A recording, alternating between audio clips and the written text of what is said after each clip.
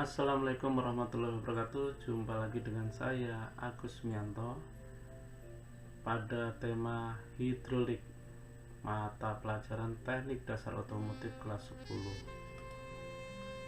Pengertian hidrolik.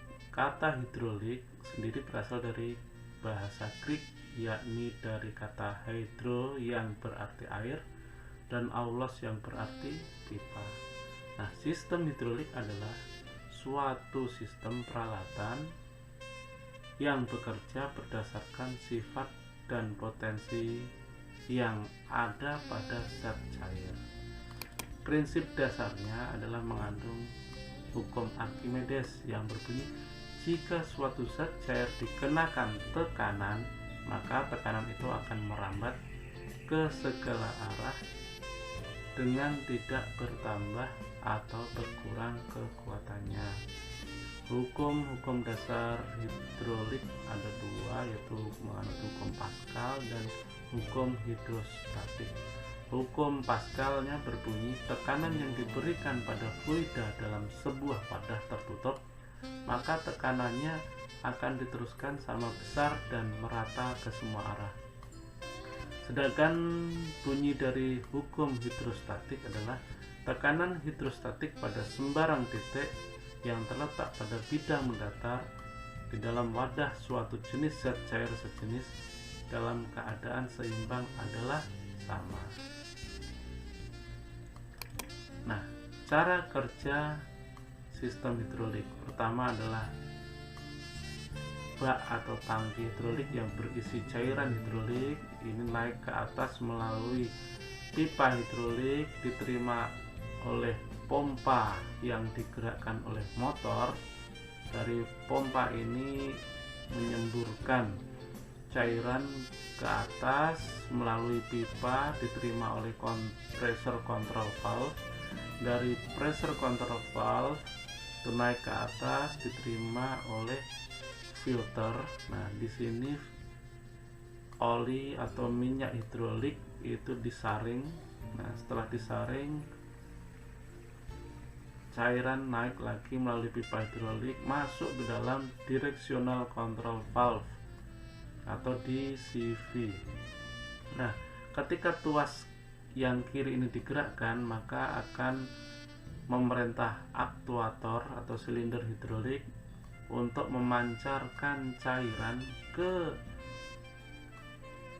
belakang bagian piston bagian belakang maksud saya.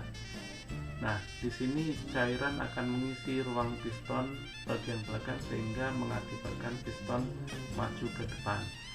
Sebaliknya, jika kita gerakkan tuas yang kanan, maka akan memerintahkan aktuator di sini untuk memancarkan cairan liquid atau oli hidrolik tadi masuk ke dalam ruang bagian depan piston.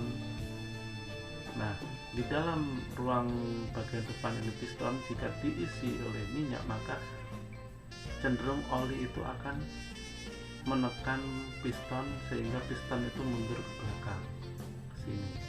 Nah, ketika tuas dua-duanya ini dilepas atau posisi off, maka cairan hidrolik itu akan turun ke bawah, masuk melalui ke dalam cooler untuk didinginkan oleh cooler itu.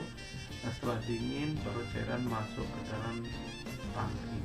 Begitu seterusnya ke laju aliran hidroliknya.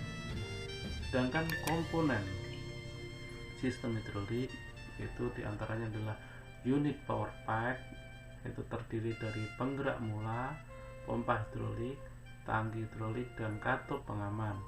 Selanjutnya adalah cairan hidrolik. Yang ketiga adalah selang atau hose atau pipa saluran. Yang keempat adalah pressure control valve. Yang kelima adalah filter. Yang keenam adalah pengatur atau direction control valve. Yang selanjutnya adalah unit penggerak atau aktuator, dan terakhir adalah cooler. Kelebihan dari sistem hidrolik itu pertama menghasilkan tenaga yang besar, lebih besar dibanding pneumatik dengan dimensi peralatan yang kecil. Kekuatan gerak yang dapat diatur atau bervariasi, mudah diubah arah gerakannya, bisa melumasi sendiri peralatan tersebut sehingga usia pakai itu lebih panjang, rancangannya sederhana, dan fleksibilitas. Di samping kelebihan, ada juga kekurangannya. Yang pertama adalah sistem hidrolik ini adalah rawan terhadap kecelakaan akibat tekanan tinggi dari fluida. Yang kedua adalah kebocoran kecil dapat berakibat fatal pada pemindahan tenaga maupun penyebab kecelakaan. Yang ketiga, sistem hidrolik dapat memerlukan bagian dengan tingkat presisi atau akurasi yang tinggi.